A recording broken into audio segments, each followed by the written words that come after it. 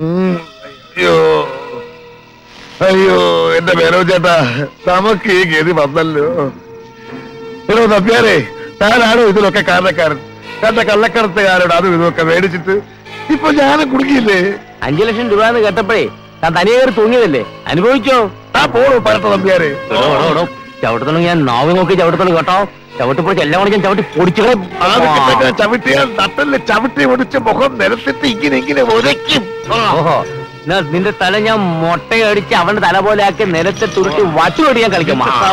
പഠിച്ചിട്ട് മുള കരച്ച് ഇങ്ങോട്ട് വളരെ നിർത്തണം. നീ അവര് ഇങ്ങനെയാണ് വിളിച്ചു പറയുന്നത്. ഉള്ള സംഘത്തിൽ വരുമ്പോഴെങ്കിലും കുറച്ച് മാന്യമര്യാദയായിട്ട് പെരുമാറിക്കൂടെ? ആദ്യം രക്ഷപ്പെടാൻ നോക്ക്, പിന്നെ മാന്തിയ കൊരക്കെ എന്താണെന്ന് വെച്ചാ ചെയ്. വീട്ടിലെ കാര്യം ഓർത്തിട്ട് എനിക്കൊരു മനസമാധാനവും ഇല്ല. അമ്മാവനോടത്തെ വിശേഷങ്ങൾ വല്ലതും അറിയാവോ? പിന്നെ ഞാനും കൊള്ളക്കാരും കൂടി ഇങ്ങോട്ട് വരുന്ന വഴി പെമ്മക്കളുടെ വീട്ടിലേക്ക് കയറി വിശേഷങ്ങളൊക്കെ അന്വേഷിച്ച് കാപ്പൂടി കഴിഞ്ഞിട്ടല്ലേ ഇങ്ങോട്ട് വരുന്നത്. അമ്മാവന്റെ അവസാനത്തെ തമാശ. പൊന്നു മേനോ ചേട്ടാ, ആ വൈരങ്ങൾ എവിടെയാണെന്ന് അറിയാമെങ്കിൽ ആ കാലമാണ് അവരോട് പറയേ. എനിക്ക് തല്ലുകൊള്ളാമോ? അയ്യേ ഓമനക്കുട്ടൻ അതുകൊണ്ട് മുങ്ങിയതായിരിക്കും. ഓമനക്കുട്ടൻ നമുക്ക് അവനെ തപ്പി യുവമാർക്ക് കൊടുത്താലോ? എന്തിനാ അവനെ തപ്പണത്? അവനിപ്പൊ സുഖിക്കുകയായിരിക്കും. അയ്യോ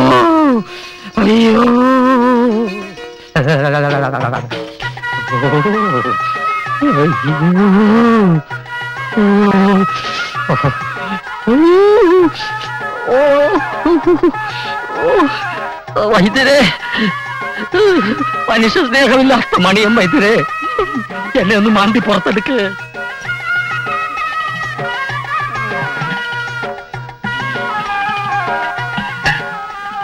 എവിടെ പോവാ മരുന്ന് കഴിക്കാതെ? ചൂരിലെടുക്കണോ ഞാൻ? കുടിക്ക്. ഇയാള് പേഷ്യന്റ് ആരാ? പേഷ്യന്റോ? ആ, അപ്പൊ ഇതല്ലേ വൈദ്യര്? വൈദ്യരോ? ഞാനാ ഇവിടുത്തെ വൈദ്യര്. ഇവനെ വൈദ്യശാലയിൽ മരുന്നടിക്കാൻ നിന്നിരുന്നവനാ. ഇപ്പോ മരുന്ന് അടിച്ചടിച്ച് ഇതുപോലെ ആയിപ്പോയി.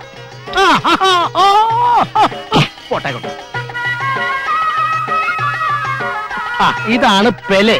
പെലെയോ? കേട്ടിട്ടില്ലേ? ഫുട്ബോൾ രാജാവ് പെലെ. ഇപ്പൊ ഗോൾ പോസ്റ്റിൽ തലയിടിച്ച് ഇതുപോലെ ആയിപ്പോയി. പെലെ ആയില്ല. എടാ കഷായ പണ്ടാരമേ, കുഴിച്ചിട്ട് വെള്ളമൊഴിക്കാൻ ഞാനെന്താണോ തെങ്ങിൻ തയ്യാണോ? ഇതാണ് ശിരോവസ്തി. തല വെസ്റ്റ് ചെയ്ത പേഷ്യന്റാ. സ്ഥാനം തെറ്റി അസ്ഥാനത്ത് മർദ്ദനമേറ്റതാ. ഇപ്പൊ മുഴു പ്രാന്താ. പ്രാന്ത് നിന്റെ തന്തയ്ക്കാടാ. എന്റെ കൈയും കാലും മണ്ണിന്റെ അടിയിലായി നിന്റെ ഭാഗ്യം. ഞാൻ നിന്റെ കാല് പിടിച്ച് പറഞ്ഞല്ലടാ തെണ്ടി, എനിക്കൊരു കുഴപ്പവും ഇല്ലെന്ന്.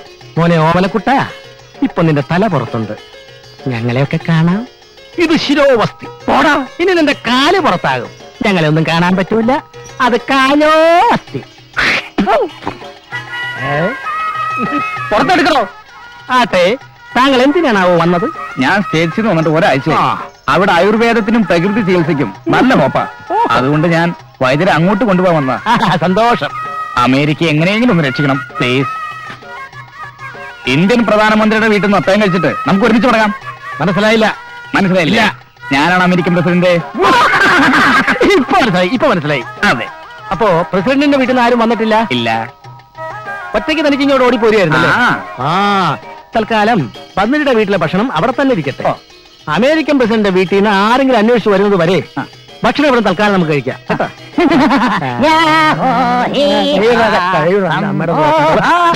എറണാകുളം എറണാകുളം എറണാകുളം എറണാകുളം എറണാകുളം എറണാകുളം കോണ്ടസ്റ്റാ ക്ലാസിക്കിൽ ഒരു ലക്ഷറി ജർണി. എറണാകുളം ബസ് കയറി വന്നാൽ മതി.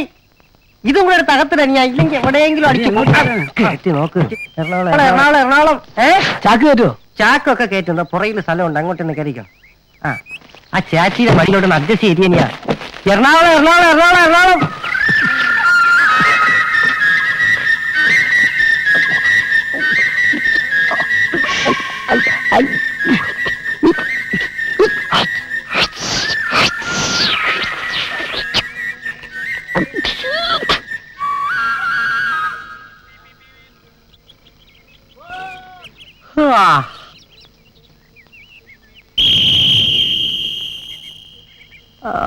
അയ്യോ നോക്കടാ, യുദ്ധഭൂമിയിൽ യോദ്ധാവിന്റെ തല മാത്രം അറ്റുകിടക്കുന്നു.